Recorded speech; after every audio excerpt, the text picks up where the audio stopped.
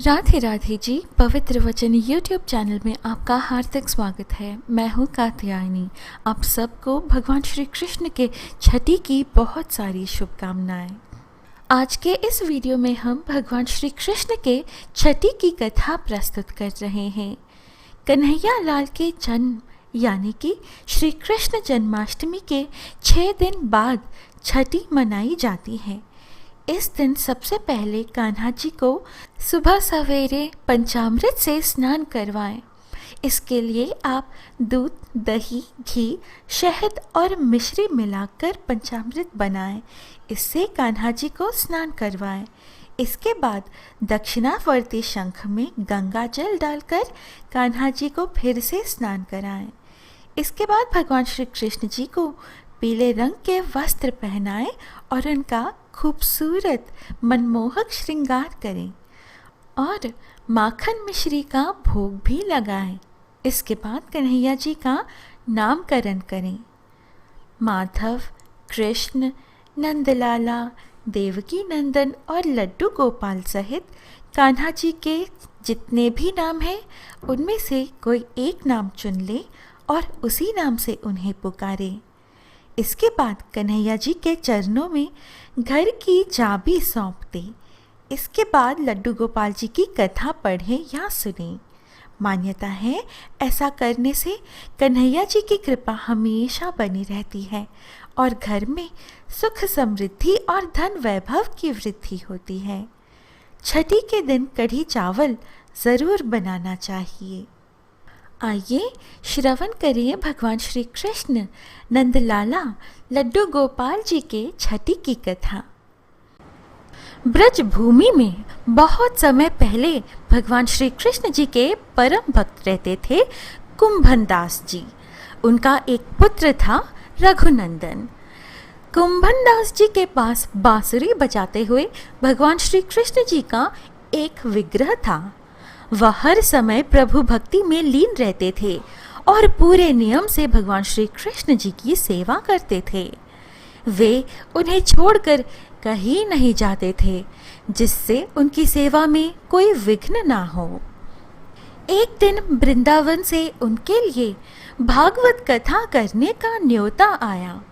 पहले तो उन्होंने मना किया, परंतु लोगों के जोर देने पर वे जाने के लिए तैयार हो गए कि भगवान की सेवा की तैयारी करके वे कथा करके रोज वापस लौट आया करेंगे। वह भगवान का सेवा नियम भी नहीं छूटेगा। अपने पुत्र को उन्होंने समझा दिया कि भोग मैंने बना दिया है, तुम ठाकुर जी को समय पर भोग लगा देना, और वे चले गए। रघुनंदन ने भोजन की थाली ठाकुर जी के सामने रखी और सरल मन से आग्रह किया कि ठाकुर जी आओ, भोग लगाओ।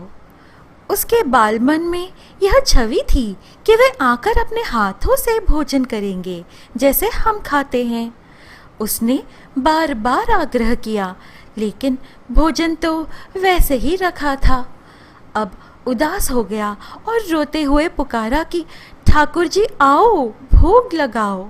ठाकुर जी ने बालक का रूप धारण किया और भोजन करने बैठ गए और रघुनंदन भी प्रसन्न हो गया। रात को कुंभनदास जी ने लौटकर पूछा कि भोग लगाया था बेटा? तो रघुनंदन ने कहा हाँ। उन्होंने प्रसाद मांगा तो पुत्र ने कहा कि ठाकुर जी ने सारा भोजन खा लिया। उन्होंने सोचा बच्चे को भूख लगी होगी तो उसी ने खा लिया होगा। अब तो ये रोज का नियम हो गया कि कुंभनदास जी भोजन की थाली लगाकर जाते और रघुनंदन ठाकुर जी को भोग लगाते। जब प्रसाद मांगते तो एक ही जवाब मिलता कि सारा भोजन उन्होंने खा लिया। कुंभनदास जी को अब लगने लगा कि पुत्र झूठ बोलने लगा है, लेकिन क्यों? उन्होंने उस दिन लड्डू बनाकर थाली में सजा दिए और छिप कर देखने लगे कि बच्चा आखिर क्या करता है। रघुनंदन ने रोज की तरह ही ठाकुर जी को पुकारा तो ठाकुर जी बालक के रूप में प्रकट होकर लड्डू खाने लगे। यह देखकर कुंभनदास जी दौड़ते हुए आए और प्रभु के चरणों में गिरकर विनती करने लगे। उस समय ठाकुर जी के एक हाथ में लड्डू और दूसरे हाथ का लड्डू मुख में जाने को ही था कि वे जड़ हो गए। उसके बाद से उनकी इसी रूप में पूजा की जाती है और वे लड्डू गोपाल कहलाए जाने लगे। इस प्रकार पड़ा ठाकुर जी को लड्डू गोपाल का नाम। लड्डू गोपाल जी के छाती पर दिखाई देते हैं पद के चिन्ह। आखिर ये पद चिन्ह किसके हैं? इसके पीछे है एक पौराणिक कथा। एक समय की बात है, सरस्वती नदी के तट पर सभी ऋषि मुनियों में विवाद छिड़ गया कि त्रिदेवों में अर्थात ब्रह्मा, विष्णु और महेश में सर्वश्रेष्ठ कौन है। जब कोई समाधान ना मिला तो ऋषियों में श्रेष्ठ भृगु ऋषि को यह दायित्व सौंपा गया कि वे पता लगाएं कि त्रिदेवों में श्रेष्ठ देव कौन है। तो त्रिदेवों की परीक्षा लेने के क्रम में भृगु ऋषि सर्वप्रथम ब्रह्मलोक पहुंचे और अकारण ही ब्रह्मदेव पर क्रोध जताने लगे। वे ब्रह्मा जी से कहने लगे, आपने मेरा अनादर किया है। यह सब देखकर ब्रह्मा जी को भी क्रोध आ गया और वे बोले, तुम अपने ही पिता से आदर करवाना चाहते हो? भृगु, तुम भले कितने ही बड़े विद्वान क्यों ना बन जाओ, तुम्हें अपने बड़ों का आदर करना नहीं भूलना चाहिए। इस पर भृगु ऋषि बोले, क्षमा चाहता हूँ भगवान, मैं तो सिर्फ यह देख रहा था कि आपको क्रोध आता है या नहीं। इसके बाद भृगु ऋषि महादेव की परीक्षा लेने कैलाश पर्वत पर पहुँचे। वहाँ पहुंचकर उन्हें पता चला कि महादेव ध्यान में लीन हैं। उन्होंने नंदी जी से कहा कि जाइए महादेव को बताइए कि मैं उनसे मिलने आया हूँ।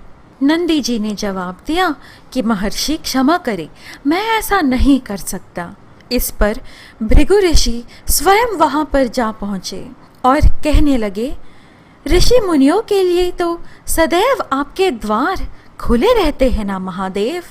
भृगु ऋषि की आवाज से महादेव का ध्यान भंग हो गया और महादेव क्रोधित होकर बोले, भृगु महाराज, आपका इस तरह मेरे ध्यान को भंग करना उचित नहीं है। इस पर भृगु ऋषि ने महादेव से क्षमा मांगी और कहा, महादेव क्रोधित ना हो, मैं सिर्फ आपकी परीक्षा ले रहा था कि आपको क्रोध आता है या नहीं। इसके बाद भृगु ऋषि वैकुंठ लोक पहुँचे। वहाँ उन्होंने देखा कि भगवान श्री हरि तो निद्रा में लीन हैं। उन्हें यह महसूस तक नहीं हुआ था कि भृगु ऋषि उनसे मिलने आए हैं।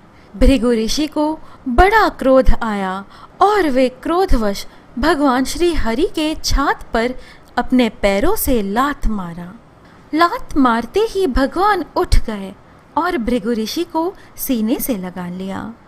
ऋषि जी के पांव को सहलाते हुए कहा, मुनिवर, आपके पांव बड़े ही कोमल हैं और मेरा सीना वज्र कठोर है।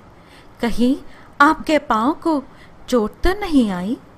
इससे महर्षि भृगु लज्जित भी हुए और प्रसन्न भी। भृगु ऋषि द्वारा मारे गए लात से ही भगवान की छाती पर पैरों के निशान दिखाई पड़ते हैं। इसी कारण भगवान विष्णु जी के स्वरूप विग्रहों पर छाती पर पद चिन्ह दिखाई पड़ते हैं। प्रिय मित्रों, ये है आज की प्रस्तुति। आशा है आपको यह कथा अच्छी लगी।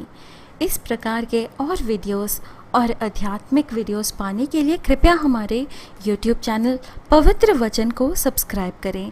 हम फिर मिलेंगे अगली वीडियो में। जय श्री कृष्ण, जय श्री लक्ष्मी नारायण।